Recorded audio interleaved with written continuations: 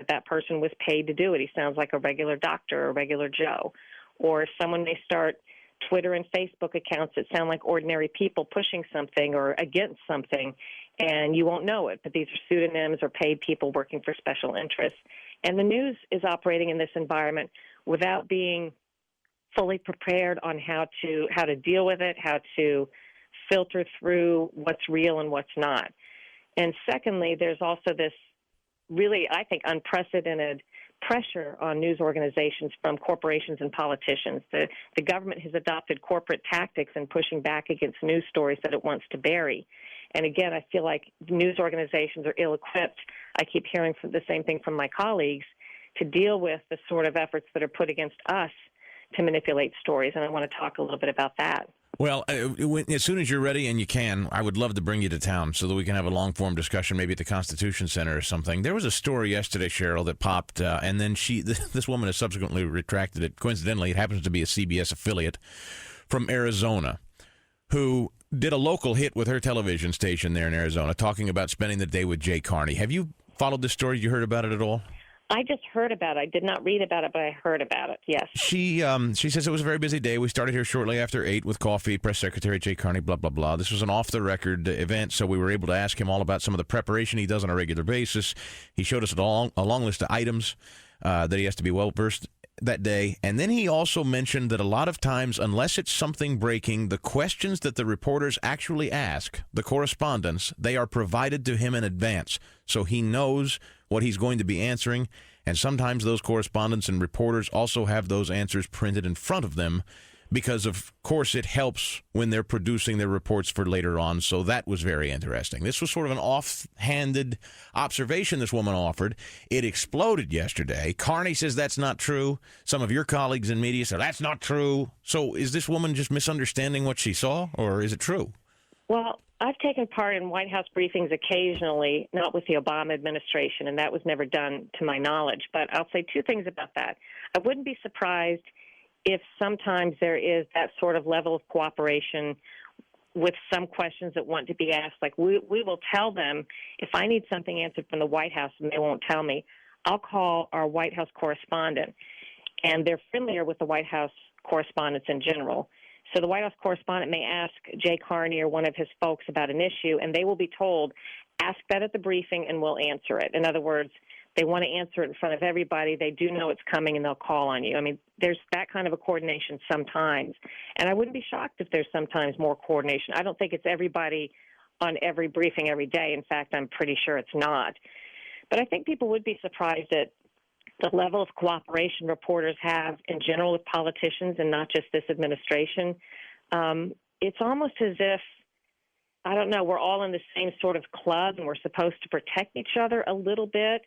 A couple of years ago when I was on a radio show and asked sort of out of the blue about the treatment during Fast and Furious by White House officials, and I said that one of them had screamed and cussed at me a couple of days before, a lot of people acted like I shouldn't have said that, like it was somehow a private family squabble more than anything the public should know about. And I completely disagree. This was a White House spokesman talking to me, a reporter, and couldn't be a more public venue, in my opinion, or something that was the public had a right to know about. But there is a lot of this chummy relationship, and not just under the Obama administration. There was that. There's been that under all of them. I remember when I reported some under Clinton, I would go to the White House to fill in sometimes, and we would need something on camera. And we would all agree, everybody would kind of agree, well, we won't put it on camera. They're going to talk to us, on background, not for attribution, not on camera. And we'd all, I don't know, I would just say, but we need this on camera. That all that other stuff may help the print folks. It doesn't help the TV folks. And there's no reason they shouldn't answer it on camera. But no one would push for it. It was just sort of this agreement, like we were all working together in the same environment, and no one really wanted to push. Now, that's not true of everybody. I'm not trying to paint some sort of broad brush. I'm just saying I'm a little bit surprised when I've done that or when I've worked on Capitol Hill, the extent to which some journalists kind of partner with the people they cover and to some degree want to please them and keep them happy rather than just report independently. So, Sharyl, this woman is not, I mean, it's not like she was purposely lying or trying to do a hatchet job on the Obama. She was just kind of what she thought was sort of an interesting observation she was offering. It blew up on her, and she had the, I'm sorry, no, I didn't mean it. I can't imagine what kind of hell must have rained down on her yesterday. Yeah, I'm sure that was tough for her, especially, again, I didn't hear what she said, but if it was an off-the-record conversation, that's a different set of questions if she did talk about that openly and freely. Again, though, everything, it started, this isn't new to President Obama, but so much stuff that they tell you that really is just public record, and maybe it's not even, anything very sensitive. Everything's off the record, on background, not for attribution from an official, and you want to go, and at the end they'll go, and no comment, and you're like, why are all these qualifications put on simple comments and things people should be able to know, and from whom they know, from whom the comment came?